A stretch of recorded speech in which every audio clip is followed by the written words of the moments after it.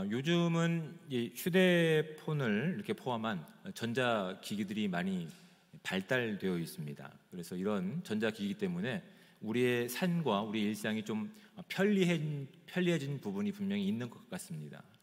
뭐 휴대폰이라든지 뭐 키오스크라든지.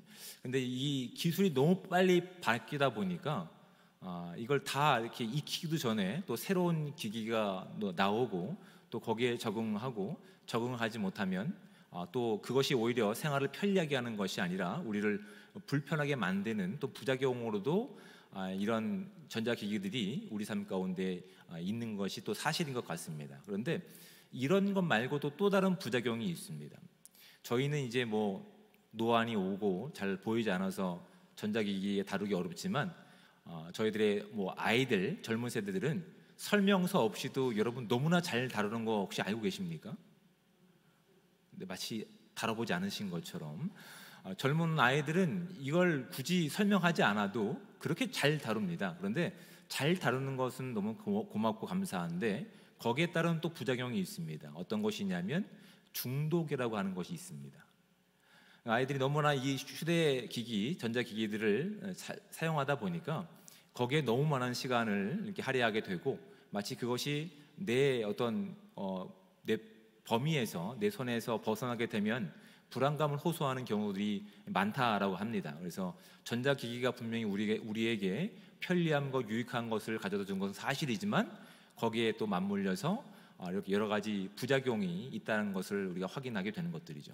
그래서 학교에서는 그런 뭐 이렇게 전자기기의 어떤 부작용 또한 이렇게 중독을 방지하기 위해서 하는 교육들이 있습니다. 뭐 자녀를 키워보신 분들은 아마 알고 계실 겁니다. 사용 시간 제한을 두거나 또 아니면 뭐 부모의 어떤 통제하에서 이걸 사용하라라고 얘기합니다. 자녀를 키워보신 분들 그게 먹히던가요? 네, 안 먹히죠. 사실은. 네. 외부로 이렇게 규칙을 세우고 한번 지켜보라라고 해도 그게 쉽게 벗어나지 않습니다. 쉽게 거기에서 초월한 능력으로 살아가지 않습니다. 저도 이제 아이들을 키우고 있는데 저희 아이들도 뭐 전자기기를 참 잘 다룹니다. 좋아하기도 하고. 근데 저희도 이제 뭐 걱정될 때가 저는 없지만 이제 제 아내는 걱정될 때가 있기 때문에 저희가 얘기를 합니다. 너무 많이 사용하면 중독될 수 있으니까 중독인지 아닌지 당신이 좀 판단해 달라고. 그래서 제가 어떻게 할까요? 네, 저희 거의 방치하다시피 이제 하는 게 제 교육관이긴 하지만 기준을 세워주는 게 중요하죠. 만약에 아이들이 그 전자기기에 중독이라든지 너무나 많이 의존하기를 원치 않으시면 제일 좋은 방법은 스스로가 그걸 해결하게 하기보단 그 집안 안에 규칙을 세우고 그 규칙 가운데 누가 그 규칙에 또 포함되면 되냐면 부모도 포함되면 더 좋습니다. 예를 들어서 아이가 휴대폰을 사용하는 것에 대해서 하루에 일정한 시간을 사용하기를 원하면 부모인 우리들도 시간에 그 정확하게 들어가서 우리도 사용을 멈추면 그것보다 좋은 교육이 없습니다. 만약에 그것으로 고민하고 계신 분들 계시면 제가 알려준 방법들 한번 해보시기 바랍니다. 왜냐하면 부모들은 집에 와서도 휴대폰을 하고 자기가 할 것을 다 하면서 아이들에게 나는 어른이니까, 나는 아빠고 엄마니까 너는 해 라고 하면 아이들이 뭐라고 얘기합니까? 왜 우리만 해요? 마치 딴 세상에 있는 것처럼 다들 그런 표정으로 그렇게 하지 않습니까? 왜 엄마는 하십니까? 왜 아빠는 계속하면서 우리 보고 하지 말라고 합니까?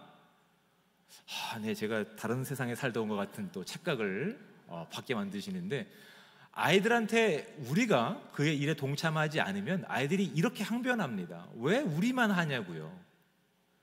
왜 아빠는 하면서 우리 보고 하지 말라라고 하냐고요? 근데 여러분 이런 태도와 이런 모습이 되게 유사한 곳이 어딘지 아십니까? 성경에 나와 있습니다. 하나님께서 이스라엘 백성을 너무 사랑하셔서 하나님의 백성에 대한 자부심과 그 내용이 어떤 것인지를 알게 하시기 위해서 그들에게 무엇을 주십니까? 언약을 주시죠. 계명을 주십니다. 그것이 출애굽하면 한 이스라엘에게 주셨던 하나님의 마음이었습니다. 율법 조항으로 된 하나님의 마음이었습니다. 그런데 하나님께서 주신 그 거룩한 마음, 하나님과 함께하는 그 거룩한 태도 가운데서 이스라엘 백성들은 그 거룩한 율법과 계명을 가지고 있었음에도 불구하고 그것을 지켜냄을 통해서 하나님께 칭찬을 들었을까요? 아니면 책망을 들었을까요? 이것도 모르시면 안 되죠. 복음서를 살펴가고 있는 내용 가운데 하나님을 사랑하고 하나님의 계명을 너무 사랑했던 바리새인조차도 많은 계명을 지키고 있음에도 불구하고 하나님께 책망을 들었습니다. 누가복음 18장에 보면 젊은 유대인 어떤 그 관리가 등장하죠. 그가 예수님께 칭찬을 듣기 위해서 예수님께 나와서 이런 질문합니다. 선한 선생님, 내가 어떻게 하면 영생을 얻을 수 있습니까? 그때 예수님께서 무엇을 말씀하십니까? 하나님의 마음이 담긴 계명을 언급하시죠. 내 이웃을 사랑하느냐? 하나님을 사랑하느냐? 선행을 베풀고 있느냐? 그 젊은 이 부자 관원은 이렇게 대답합니다. 제가 그것을 어려서부터 다 지켰습니다. 그 계명을 안 지킨 것이 아니라고요. 예수님께서 뭐라고 말씀하십니까? 잘했어가 아니라 너에게 한 가지 부족한 것이 있다라고 말씀하시면서 너에게 너무 많은 재산이 있으니 그 재산을 다 팔아 가난한 자들에게 나눠주고 너는 와서 나를 따르라 라고 말씀하시죠. 근데 이 부자 관원은 어떻게 합니까? 재산이 너무 많아서 심히 걱정하고 주님과 함께 걷는 길을 거부하고 자신이 살던 길로 되돌아간 내용을 우리는 누가복음 18장을 통해서 확인하게 됩니다. 하나님의 마음과 하나님의 성품이 하나님의 계명 가운데 담겨 있습니다. 그리고 하나님께서는 이것들을 지켜내면서 내가 선택한 나와 함께하는 백성이 이 땅 가운데 어떠한 인식과 어떠한 삶의 모습으로 비춰지기를 원하는지 하나님은 나름 기대하고 계셨습니다. 그런데 이 첫 번째 계명을 지킨다고 하면서 지키는 것이 오히려 무엇이 됐습니까? 하나님과의 가까운 관계로 나가지 못하고 하나님의 성품을 살아가지 못하고 오히려 내가 지켰고 내가 그 증명할 수 있는 것을 가지고 하나님과 전혀 상관없는 길로 가던 이스라엘 민족들을 바라보게 된다고요. 그렇죠? 그래서 예수님께서는 이 땅에 오셔서 오늘 본문 아니고 지난주에 살펴봤던 20절 말씀을 함께 보도록 하겠습니다. 20절 말씀입니다. 저녁 먹은 후에 잔도 그와 같이 하여 이르시되 이 잔은 내 피로 세우는 새 언약이니 라고 말씀합니다. 첫 번째 언약, 첫 번째 계명은 출애굽한 이스라엘 백성 가운데 하나님이 주셨던 언약들입니다. 너희들이 이것을 지키면 나의 백성이 되고 지키지 아니하면 끊어진다라고 말씀하셨던 첫 번째 언약이었습니다. 근데 외형적으로 그들은 지켰습니다. 지키는 것으로 보였습니다. 하지만 그 언약 가운데 담겨 있는 하나님과의 관계는 어떤 것으로도 연관성을 갖지 못했다고요. 같은 유대인이고 같은 하나님의 백성임에도 불구하고 가난한 자와 부자가 나눠지고 통치하는 자와 통치받는 자가 나눠지고 그 안에 하나님께서 허락하신 하나님을 사랑하는 것처럼 내 이웃을 내 몸과 같이 사랑하는 모습들이 주어지지 않았다고요. 그래서 마치 내 사랑하는 자녀들이 중독에 빠지지 않기 위해서 스스로 자신의 시간과 관리를 하기 위해서 부모가 자신에게 주어진 시간과 권리와 이 모든 것들을 포기하고 사랑이 전제가 되고 사랑이 우선이 되어서 내가 그 아이를 위해서 내가 할 수 있는 휴대전화마저도 포기하겠다라고 하는 것이 어디 나와 있다고요? 십자가 가운데 나와 있다고요. 우리에게 주셨던 그 첫 번째 언약, 그 약속을 우리가 지켜내는 것을 통해서 하나님의 의로움과 거룩함을 살아내는 것이 아니라 오히려 누군가를 압제하고 누군가를 비판할 수 있는 도구로서 그것을 사용했을 때 하나님께서는 그들의 방식으로는 하나님과 상관없는 그들의 내용 가운데는 어떠한 것도 하나님의 나라와 능력이 드러날 수 없는 것을 아셨기 때문에 이미 이 땅 가운데 이스라엘 백성을 이 땅 가운데 소개하셨던 것처럼 이제 하나님께서 예수 그리스도를 이 땅에 보내셔서 예수 그리스도의 십자가를 통해서 새로 세우실 공동체를 통해서 새로운 언약을 맺고 계시는 장면이 이제 이 본문 가운데 등장하고 있는 거라고요. 중요한 점이 있습니다. 이 언약, 이 규칙들 혼자 있으면 지킬 필요가 있습니까? 이 규칙들 혼자 살아가면 여러분 이것을 세울 필요가 있습니까? 별로 생각들 안 해보셨는데 요즘 사람들은 나름대로 루틴이라는 걸 만들어서 스스로 만들기도 하더군요. 하지만 거기에 대해서는 어떤 자기 만족이 있을 뿐이지 그것이 어떤 자신의 인생 가운데 유익을 주지 않습니다. 적어도 규칙이라고 하는 것은 둘 이상의 공동체가 있을 때 필요한 겁니다. 왜냐하면 서로 다른 우리가, 서로 다른 누군가가 함께 그 같은 시간 가운데 공간 가운데서 어떤 근거를 가지고 기준을 가지고 살아내야 되거든요. 그런데 예수님께서는 이제 하나님을 사랑하고 하나님이 그들과 함께 하길 원하시는 새로운 교회 공동체를 십자가를 통해서 만드시면서 우리의 기준으로 세상적인 관점에서 봤을 땐 우리는 서로 용납하거나 사랑할 만한 어떠한 자격과 근거가 없지만 하나님께서 우리를 통해서 무엇을 증명하고 계시는 겁니까? 우리 안에 살아계신 예수 그리스도, 그 생명, 그 능력이 하나님께서 함께 하심을 증명하기를 원하시는 마음이 이 중요한 성만찬을 기억하는 시간 가운데 우리가 기억해야 되는 내용으로 주신 것이라고요. 그래서 예수님께서는 내 피로 세우는 새 언약이다라고 말씀하시는 거예요. 예전 언약은 율법 조항으로 됐던 그것들은 하나님이 너무나 멀리 계셨어요. 하나님이 그들을 사랑하고 계셨음에도 불구하고 그들이 피부로 느끼기에 너무 멀리 있었어요. 그래서 하나님의 마음으로 그것을 하는 것이 아니라 내가 그것을 지켜내고 내 의지로 하고 내 믿음과 결단으로 했던 것들이 결국은 누군가를 용납하지 못하고 누군가를 압제하는 모습으로 살아갔다라고 하는 것들이 이 본문 가운데에서 우리를 통해서 확인시키는 내용들입니다. 그런데 예수님께서는 이제는 세상적인 방법이 아니라 외형적으로 지켜야 될 조항들이 아니라 이제 우리의 구원자이시며 우리의 아버지 되신 그 하나님께서 무엇의 근거를 가지고 우리를 너무나 사랑하시는 그 사랑의 근거를 가지고 우리에게 직접 찾아오셔서 모든 자유와 모든 선택권들을 다 포기하시고 우리의 입장에서 그 사랑을 보여주시기로 작정하시고 그것을 기억하고 그것을 분명히 아는 자들은 그 십자가를 통해서 그것을 확인하게 하신다고요.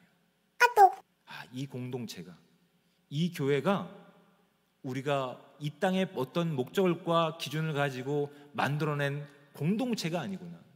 이건 출발점이 하나님이시구나. 그 하나님을 나의 구주, 나의 구원자로 고백한 한 사람 한 사람들이 모여 예수 그리스도 안에서 함께 하나님의 능력과 나라를 살아가야 될 놀라운 특권을 가진 자들로서 지금 부르심을 받고 있구나를 확인시키는 작업을 지금 이 성만찬을 제정하시는 이 시간 가운데 확인케 하시는 겁니다. 우리가 확인해야 될 내용이 여기 있는 거라고요. 이 교회의 시작점이 누구라고요? 예수 그리스도의 십자가 사랑이라고요.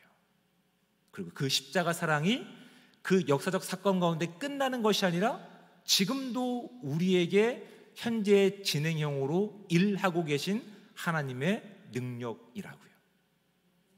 또한 이것은 한 사람뿐만이 아니라 우리를 통해서 이 땅 가운데 하나님의 사랑이 필요하고 하나님의 영원한 생명이 필요한 모든 자들 가운데서 우리를 통해서 무엇을 보게 하시는 겁니까?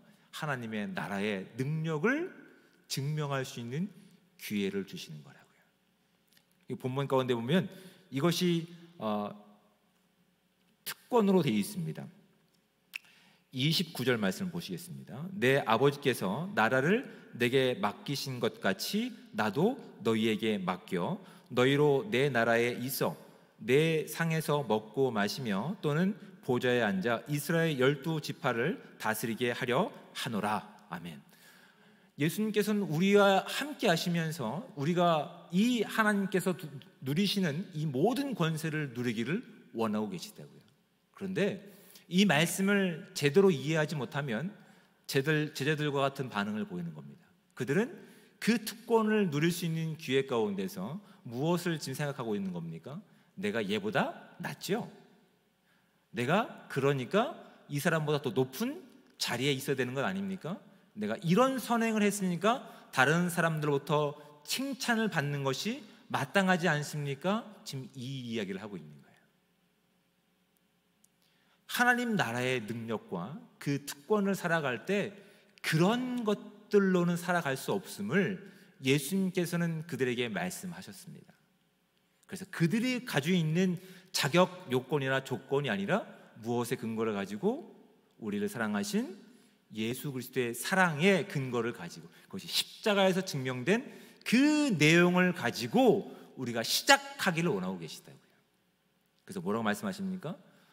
내 나라에서는 누가 귀한 자냐, 누가 높은 자냐, 그 사실을 알고 누군가를 섬기는, 작은 자를 섬기는 자가 진정한 큰 자다라는 교훈을 말씀하고 계시다고요.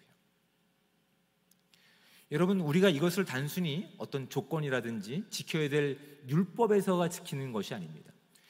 이미 옛 언약은, 옛 약속은 하나님과 전혀 상관없는 율법 조항으로, 하나님과 전혀 상관없지는 않지만 하나님이 이렇게 실제적으로 체감되지 않는 너무나 크신 분이시기 때문에, 그래서 율법 조항을 지키는 것으로 자신들이 어떤 존재인지를 증명하려고 했던 모습들이었다고요. 근데 그 모습은 실패했음을 성경을 통해서 우리가 확인하게 하면서, 그래서 그런 외형적인 어떤 조건을 너희들이 지켜내고 지키지 못한 것을 통해서 나와의 관계가 있는 것이 아니라 너희들이 할 수 없기 때문에 내가 너희를 사랑한 것처럼 내가 너희 안에 들어가서 내가 사랑의 근거를 가지고 내가 너희와 같이 되겠다. 아니, 너희가 죽어야 되는 그 죽음의 대가를 내가 대신 지불하겠다. 그러니 그 사실을 믿고 그 떡을 먹고 그 잔을 마시는 자는 더 이상 너희 기준으로 살아가는 존재가 아님을 알게 하시는 목적이 있다고요. 저와 여러분들은 지금 무엇을 확인해야 되는 겁니까? 지금 이 자리에 올 수 있었던 것은 전적인 하나님의 사랑의 은혜 때문에 저희가 여기 올 수 있게 된다는 사실입니다. 또 무엇을 확인하는 겁니까? 그 사랑이 지금도 우리와 함께하고 계시다는 거예요. 또 어떤 사실이 있습니까? 나만 사랑하시는 것이 아니라 내가 용납하지 못하는 어느 누구도 하나님의 사랑을 입은 우리가 용납하고 사랑하고 또한 높여주기를 기대하고 계시는 거라고요. 이것이 하나님께서 새롭게 세우신 공동체가 가지고 있어야 될 놀라운 특징들입니다. 다 가지고 계시죠? 다 가지고 계시기를 주님의 축복을 드립니다. 그렇게 할 때 이 공동체를 세운 목적이 비로소 드러나는 거예요. 우리가 보기엔 도저히 불가능한 일 같아 보이는데 하나님이 그 안에 함께 하시고 지금도 함께 하고 계시고 그 모든 내용 가운데서 하나님이 직접 그 선행을 보이시니까 자녀들에게 야, 너 이런 거 하지 마 라고 그냥 시간만 일러주는 것이 아니라 너무 사랑하는 그 모습들이 나도 하지 않겠어. 나도 그걸 하지 않으면서 함께 그 사랑의 관계 가운데서 그러면 아무것도 전자기기를 하지 않는 시간 가운데 뭐합니까? 서로 멍 때리고 있을까요? 아니요. 비로소 부모와 자식 간에 대화할 수 있는 시간들이 생겨납니다. 부모와 자식 간에 함께 놀이할 수 있는 시간들이 생겨나게 되는 거라고요. 어느새 자녀들은 왜 저만 이걸 해야 합니까? 라고는 불평해서 나를 사랑하는 부모의 마음이 비로소 깨닫게 되어지고 중독에서 벗어나는 놀라운 그 힘이 그 관계 가운데서 생겨나는 것들을 우리의 삶을 통해서도 발견하게 되는 것처럼 예수 그리스도의 십자가를 통과한 우리를 통해서 발견해야 될 하나님의 놀라운 사랑이라는 사실을 우리가 고백할 수 있어야 되는 것이라고요. 여러분, 이것이 신약성경 디모데후서 2장 11절과 12절 말씀에는 이렇게 기록되어 있습니다. 제가 읽어드리겠습니다. 미쁘다 이 말이요, 우리가 주와 함께 죽었으면 또한 함께 살 것이요, 참으면 또한 함께 왕노릇 할 것이요, 우리가 주를 부인하면 주도 우리를 부인하실 것이라. 여러분, 예수 그리스도를 믿는 것, 그리고 그 왕권을 살아가는 것, 하나님과 함께 그 나라를 통치하고 다스리는 것, 누군가를 섬기고 누군가를 위해 희생받는 것, 이것이 누구로부터 시작됐다고요? 예수 그리스도로부터 시작된 것이라고요. 근데 그 길 가운데 예수 그리스도가 함께 하시고 계시기 때문에 주님이 걸으셨던 십자가의 길이 우리에게도 있다는 사실을 비로소 신약에 있는 교회 공동체가 알게 되는 거예요. 과거에 내가 봤을 때는 왜 내가 이것을 경험해야 됩니까?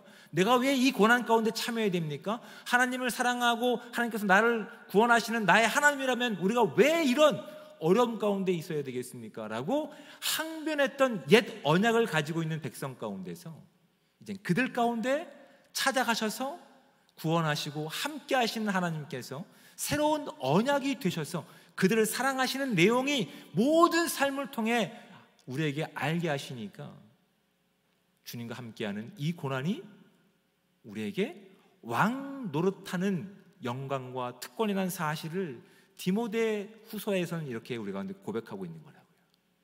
근데 그 왕권을 부인하고 그 사랑을 부인하면 뭐라고 되어 있습니까? 우리가 주를 부인하면 주도 우리를 부인하실 것이라. 우리를 사랑하셔서 우리를 위해서 그 사랑의 징표로 삼으신 십자가가 아무 의미 없는 것으로 여기면 주님께서도 우리를 부인하시겠다라고 말씀하고 계셨다는 것이 오늘 본문을 통해서 우리가 확인해야 되는 아주 중요한 내용들입니다. 그럼 말씀을 정리해 보도록 하겠습니다. 예전에 주어졌던 그 언약으로는 하나님이 너무나 멀리 계셨습니다.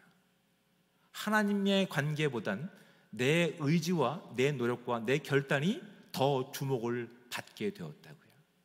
그래서 그들은 그렇게 항변하고 있는 것과 같습니다. 마치 우리 자녀들처럼 우리는 안 시키면서, 우리는 하지 말라고 하면서 왜 엄마 아빠는 하십니까? 우리를 사랑하시는 하나님이신 예수님께서 오히려 모든 권한과 모든 권세를 포기하고 그 사랑의 징표로 우리에게 찾아오셔서 함께 십자가를 지고 함께 십자가의 사랑으로 우리와 함께 교제하시면서 당신이 어떤 분이신지, 당신이 보이신 사랑이 무엇인지, 하나님 나라의 능력이 무엇인지를 지금 우리와 함께 나누고 교제하고 계시는 사실을 잊지 않는 저와 여러분들 되시기를 주님으로 축복을 드립니다. 이것이 예수 그리스도의 십자가 가운데 새롭게 세워진 공동체가 가지고 있어야 될 특징들이라는 사실을 기억하시고, 나를 증명하기 위해서가 아니라, 우리의 잘남을 증명하기 위해서가 아니라, 우리를 이곳에 세우신 예수 그리스도의 사랑을 증명하시기 위해서 오늘도 나보다 남을 높게 여기고 섬길 수 있는 예수 그리스도의 진정한 사랑을 해갈 수 있는 예수 그리스도의 참된 교회 공동체 되기를 주님으로 축복을 드립니다. 기도하겠습니다. 사랑의 하나님, 은혜와 사랑에 감사합니다. 주님께서 우리를 이렇게 사랑하셔서 하나님의 자녀 삼아주시고 하나님의 거룩한 몸 가운데 우리를 세워주신 은혜에 감사드립니다. 하나님, 그 놀라운 은혜, 그 놀라운 특권이 우리 가운데 있음을 오늘 말씀을 통해 깨달은 이 모든 공동체 가운데 하나님, 주님께서 제자들 가운데 허락하셨던 하나님 나라와의 권세와 그 다스리는 능력들을 우리가 살아낼 수 있도록 주님 함께하여 주시옵소서. 이 땅 가운데 나를 증명하는 것이 아니라 이 땅 가운데 나를 보내신 예수 그리스도의 사랑을 증명하는 삶, 십자가를 자랑하는 삶, 십자가의 삶을 걸어가며 주님이 어떠한 사랑으로 우리 가운데 증명하셨는지 주님과의 관계를 증명하는 복된 삶 될 수 있게 도와주셔서 우리가 받은 사랑을 이 세상 사람들도 알게 하시고 그들도 우리와 함께, 우리가 누리고 있는 이 영원한 생명을 함께 누릴 수 있는 참된 삶 될 수 있도록 하는 우리를 사용하여 주시옵소서. 모든 영광 주님께 올려드리며 사랑이 많으신 예수 그리스도의 이름으로 기도드립니다. 아멘.